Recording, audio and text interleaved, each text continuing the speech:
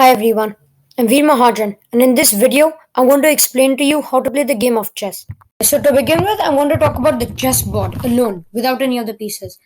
The board has 64 squares, light squares, and dark squares. As you can see, there are 8 of these sort of lines, which are called files, and 8 of these sort of lines, which are called rank. These vertical lines, these have names. So if you can see this text over here, so I'm using chess.com, which is a chess website. It shows all these coordinates. Like this is the A file, the B file, C file, D file, and all the way to the H file. So these are the different names of the files, and combined with these ranks, which are also numbered, as you can see over here, they help to give every square a name. So, for example, this is the square E4, this is the square A8 because it's on the A file with on the 8th rank, and this is the square H2. The files are so this is remember that this is all from white's perspective, and for black it should be the opposite.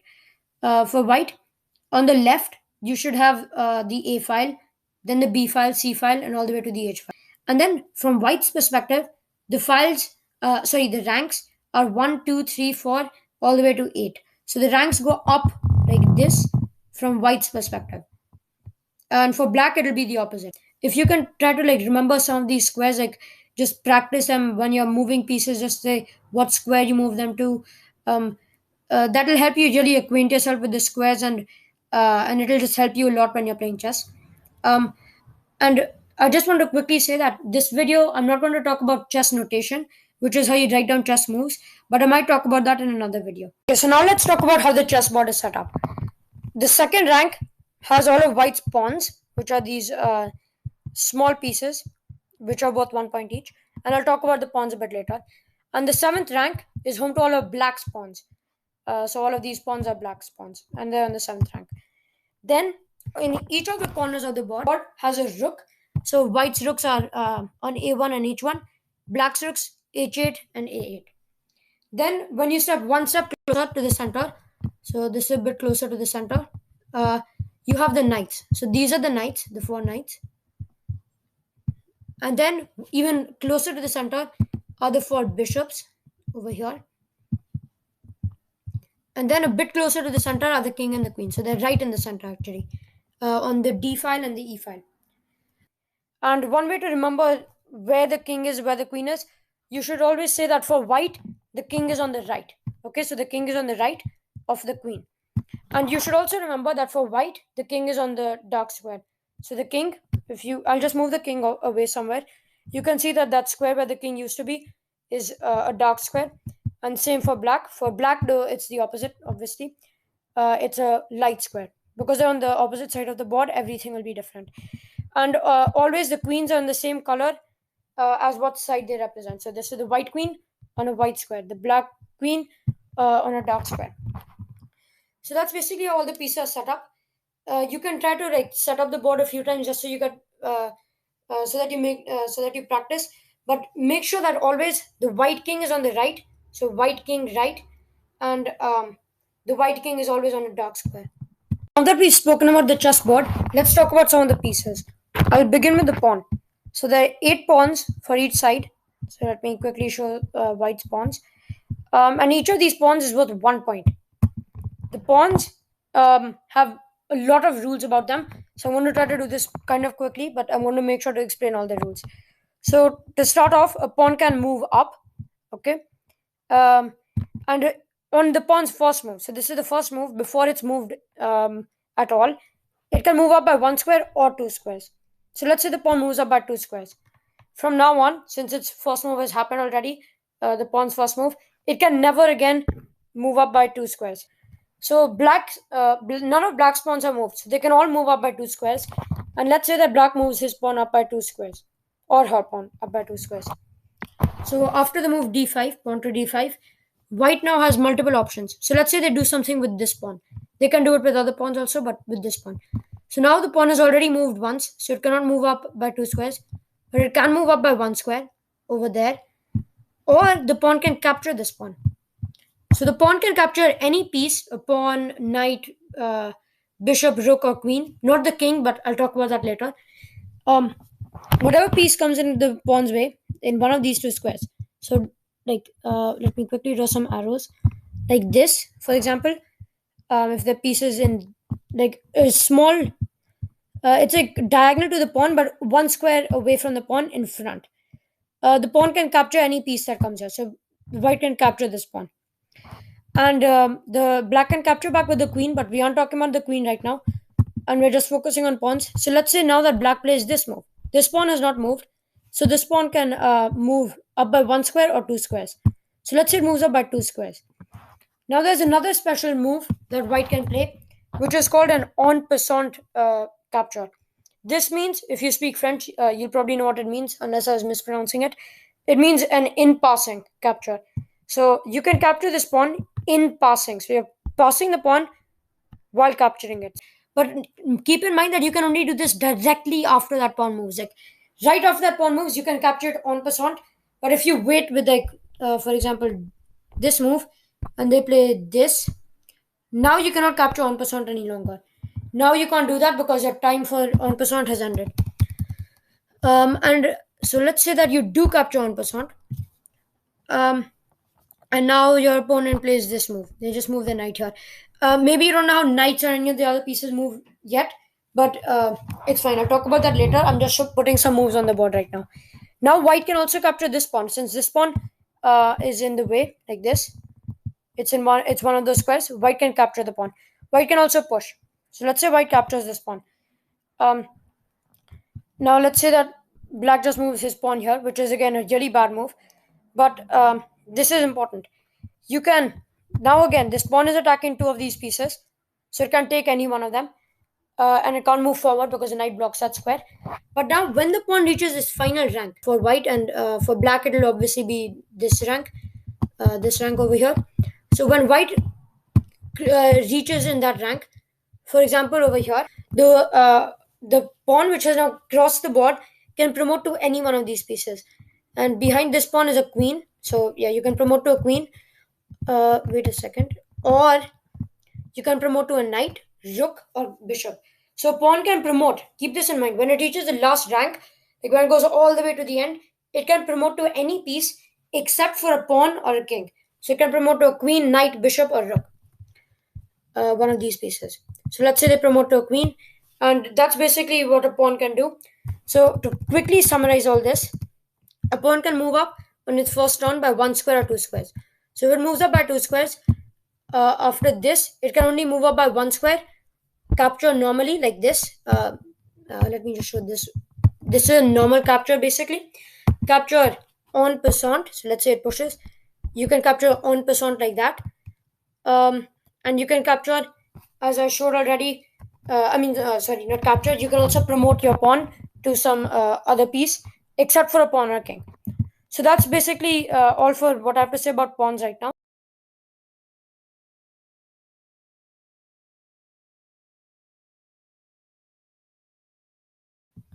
Okay, so now we've spoken about the pawn, and so I want to move on to the rook.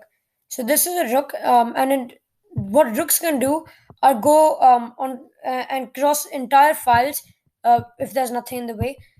So, for example, if this rook can go to e1, it can go to e8, and it can even go and can do the same thing on ranks. So it can go across this entire fourth rank to any one of these squares. So as you can see, the rook is a pretty powerful piece. In fact, if you just have a king and a rook, you can actually checkmate your opponent. But I'll talk about checkmate later. This rook, if there's something in its way to in the file like this, so this is the rook's rank, the fourth rank. There's a bishop in the way, so the rook can just go there and capture the bishop. And rooks, the way that rooks capture is much simpler than pawns because they capture the same way that they move. Like they go all the way across a file and they can capture something there. But for pawns, it's a bit different, as I showed you. So that's basically how a rook moves. It can take control of entire files and ranks, and anything in its way, the rook can capture. I also forgot to mention that rooks are worth 5 points. What bishops can do are control huge diagonals. So this, for example, is a diagonal with lots of squares of one color on a diagonal, like diagonally. And bishops can control all the squares in their diagonal, like this. And if there's anything in their way, if there's anything in their way, so for example, if there's some piece over here or here, the bishop can capture that.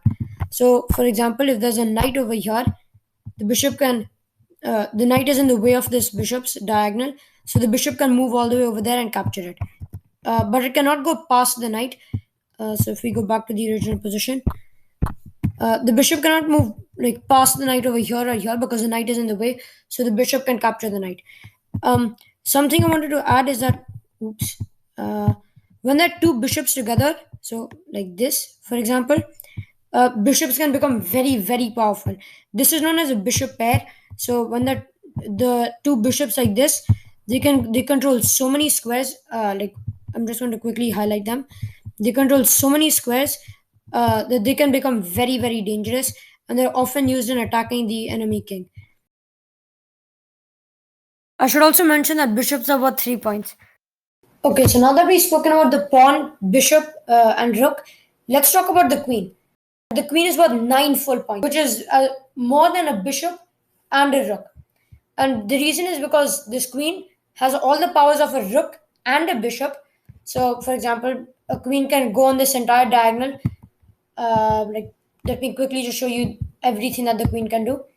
And anything on one of these squares, if the queen can move from the square, then the queen can capture that piece. Now, like obviously, in some cases, the queen cannot move.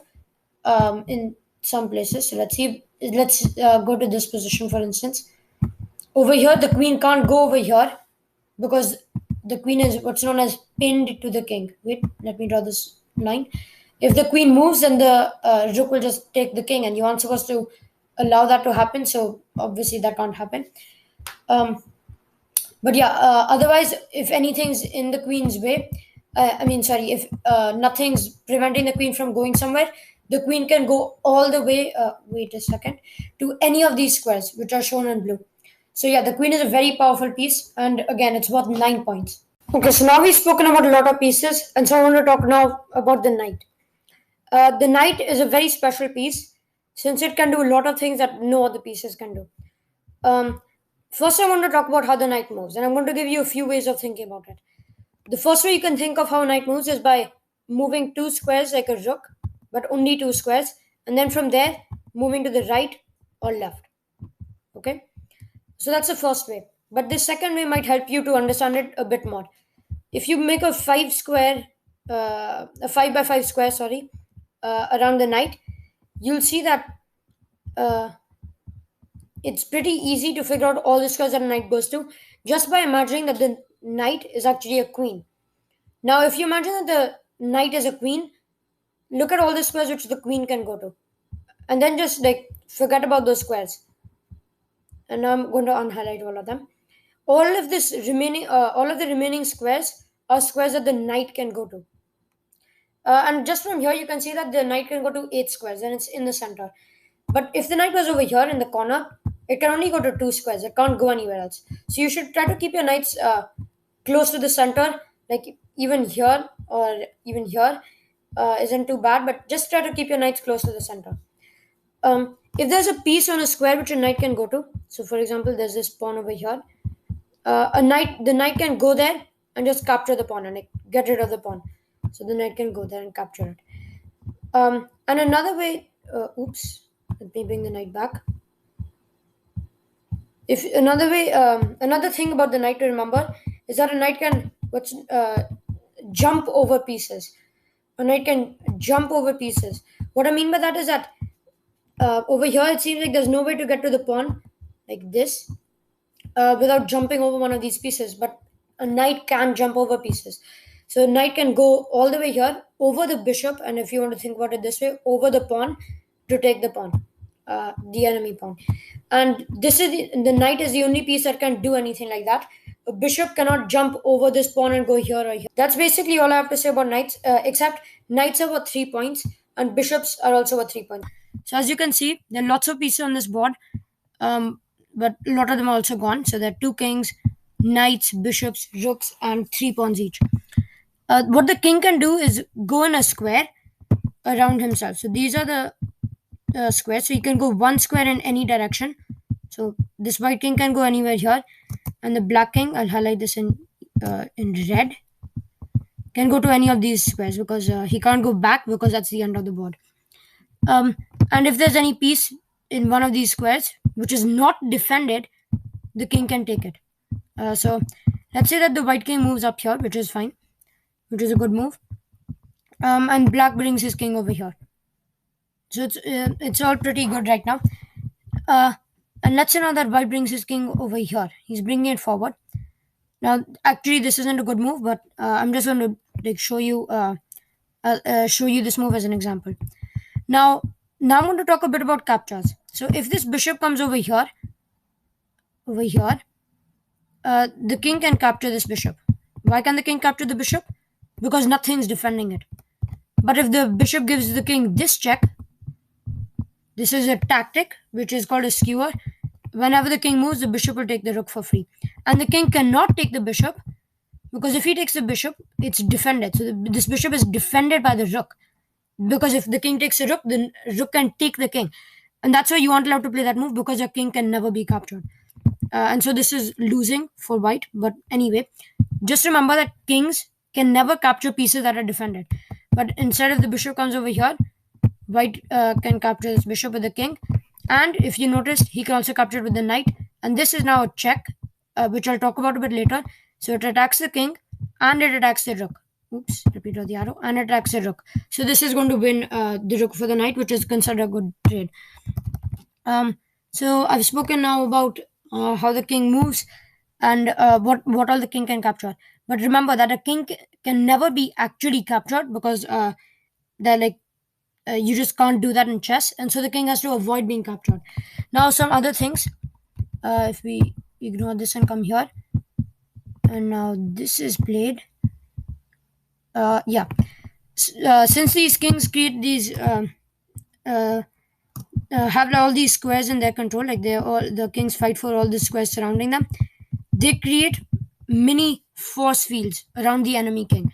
So this is the force field between these two kings. None of them can go to any of these squares because kings can never touch. Not touch, but like go right next to each other. So this king can never come here, here, or here, as long as the white king defends these squares. And anyway, right now, these squares are protected by the knight and rook.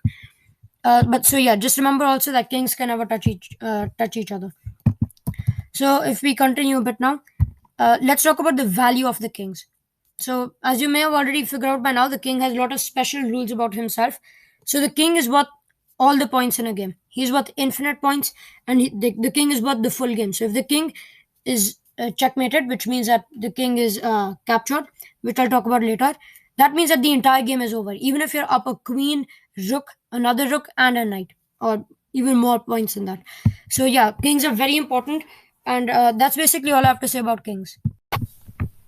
Okay, so now we've looked at lots of different things about the chess pieces and the chessboard. So let's move on to some chess concepts. So first of all is a check. So in a position like this, let's say that this is what's played. So this isn't really a very common opening or anything, but let's say that this happens. So this bishop, if you notice, is attacking the king because if the king doesn't do anything about it, the king will be captured. And you aren't allowed to have your king captured. So this is a check. So remember, whenever a piece attacks a king, it's a check. So now there are three ways to get out of a check. You can either move your king out of danger. So over here, you can move your king to squares where he won't be in check. So you can move your king here. So that's your first option. Otherwise, you can block the check, which is to say that you can block this bishop's attack of the king, because now if you play this, there's a pawn in the way. So this is no longer a check. You aren't attacking the king.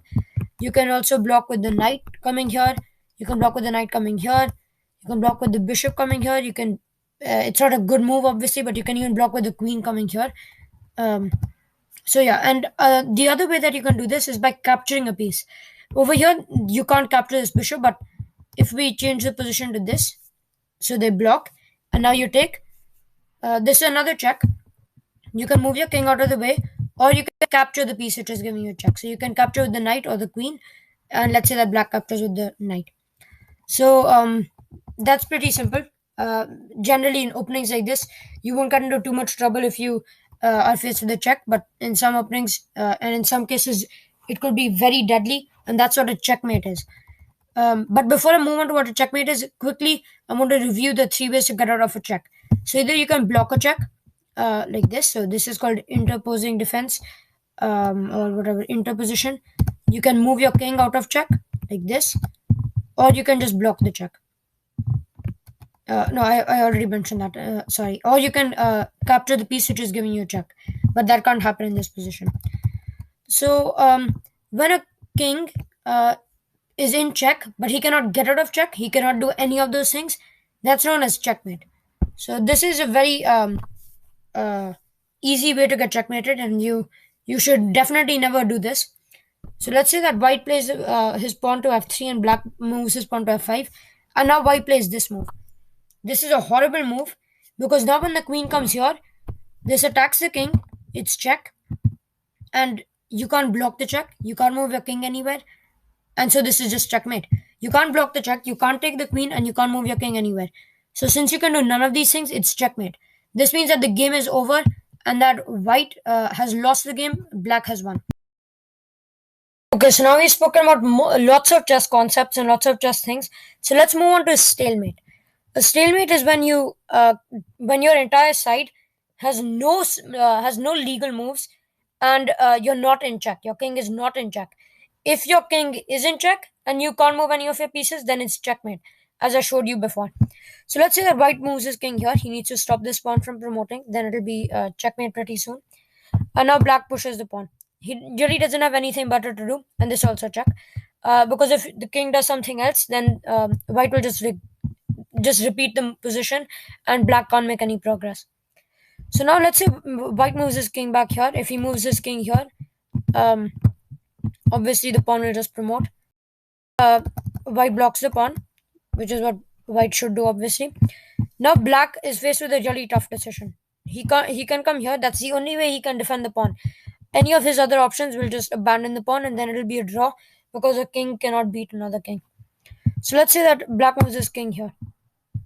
This is actually a draw, which means that no side wins. Each side gets half a point, unless it's a different system where a win is 2 points, then a draw will be 1 point. But anyway, over here the white king has no moves. He can't come here, here, or here, because the pawn takes away these two squares, which are put in blue, and the king takes away these two yellow squares.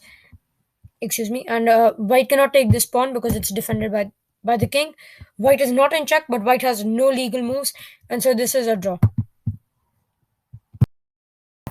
Here's a really cool example of a stalemate that I took from Kasparov Chess, which is a great chess website.